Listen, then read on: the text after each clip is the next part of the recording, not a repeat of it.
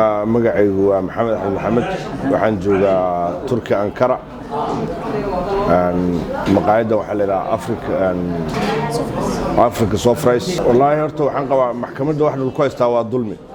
wax naga dhaxeeyo Kenya oo isku haysano Kenya ida dhul nooga maqayaa anaga waxaan dhaafaynaa Garis 30 kilomitir oo jirsanayna isli iyada dhul nooga maqayaa inay hadda anaga bad nagu qabsto horta dulmi bilowgiis waay NFD aan leeyahay badana xuduudda marka hore ay sheeganay waxa ku dacwoonayo dulmi wax ka badan iga maqane waxaan leeyahay dadka Soomaaliyeed dadka waayay araga ah soo jireenka ah waqtiga dheer soo joogay historyga dalka haaya dib ugu laabtaan dacwada mid aan uga jirno badda intaan isku haysano waa dulmi inta nooga maqan Kenya aan kula dacwoono waxa kale labays dadka Soomaaliyeed ee Yurub jooga koonaradeeda gaari kara maanta maxkamadda waxaan qabaa inay inay ku hor banaan inay dacwadu cadaalad darro tahay in dhul laga haysto badda laga haysto ka badan laga qabo ilaa Garis iyo dhulkaas NFD dhamaan leeyahay dhul Soomaaliyeed ah dhulka Soomaaliyeed waa badan yahay biyaha baddana warkood badhaaf inta hadda ay sheegayaan ka badan ay yeelan doonaa on leena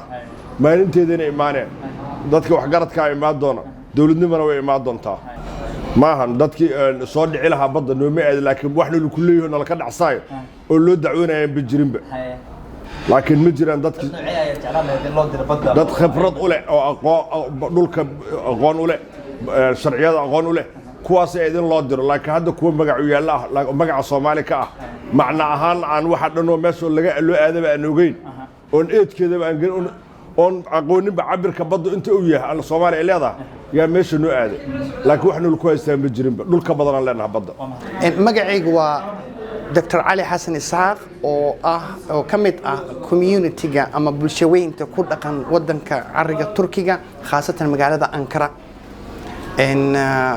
runtii mar haddii aan isku dayo inaan ra'yigayga ka dhiibto xukunka maxkamadda caalamiga ah ee mawduuca khuseeya badda Soomaaliya waxaan ku kalsoonahay in xaqa uu soo daahiri doono oo loo xukumi doono Soomaaliya baddeedii inay iida leedahay waxyaabo badan waxaa jira dadka isla dhaxmaraan hadallo suuqeedka kala duwan qaybihiisa yani laakiin anigu intaas waxaan leeyahay wixii mas'uul ka ahay in ay maanta ku andacooto Kenya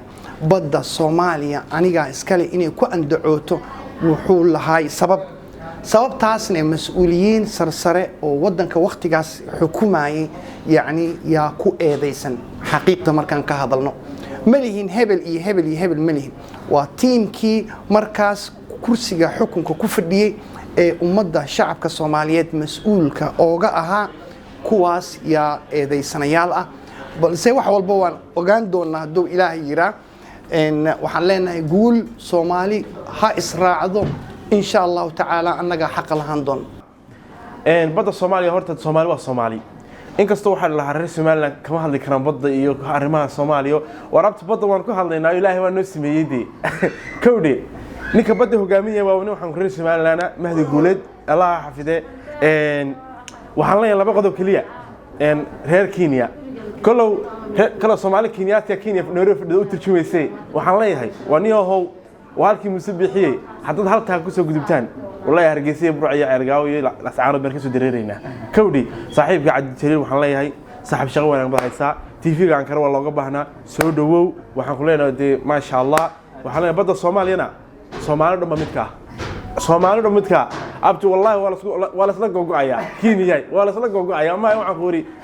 إلا ميول لا يسوق ليا مقعد يوسف عبد الله arrinta dacwada badda waxaan rajeynayaa Soomaaliya inay kiiskaas ku guuleysan doonto ay waa hanti ay Soomaaliya leedahay waana rajeynaynaa inay guul weyn ay ka soo gaari doonaan guddiga hadda xil saaran dacwada badda marka insha Allah guul weyn ay rajeynaynaa Soomaaliya assalaamu calaykum waraxmatullaahi tacaala wabarakaatuh magacaygu waa Cabdiraxmaan Yaasiin Cabdi waxaan dhaleecaynayaa isku haysashada badda Soomaaliya iyo Kenya isku haystaan taasoo ah in aan lagu gurgurtamin badda Soomaaliya oo ay tahay muhiimadu in meel looga soo wada jeesto taasoo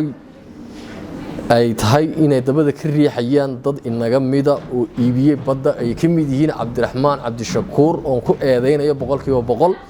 isagoo oo Kenyana ku dacwoonayso in ay markhaatibo haystaan maantana doonayo in uu madaxweynenimo isku soo sharaxo taasi waxaan leeyahay waa meel ka dhac aad weyn mana fiicna Soomaalidu in iyagu laftarkooda ay iskala qoqofaan oo midna dhankiisa dalka ka boobo dalku dad ka wada dhaxeeya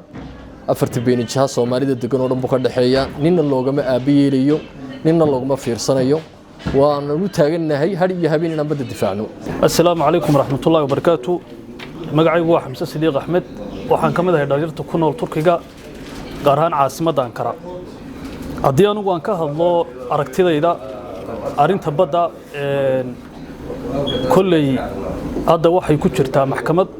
waxaanu rajaynaa boqolkiiba inay Soomaaliya ku guuleysan doonto dacwadaas markan u soo noqdo arintan sidee ku timiye sidee ku bilaabantay kolley waxa jira dad gaar ah oo dhaleecaynta saara niman gaar oo kamid ah xukuumadda amba siyaasiyiinta runaatina waxa mar walba la soo qaataa ninka la Cabdiraxmaan Cabdishakuur wasiir buu ahaa يعني صحيحيسا waxa ka weyn saxiixa wasiirka waxa ka weyn saxiixa madaxweynaha iyo kariisal wasaaraha marka mar walba waxaan dadka uga digay in cid gaar ah ay personal attack sameeyaan kullay arintaasna dhowr jeer isagu personality-giisa uu ka hadlay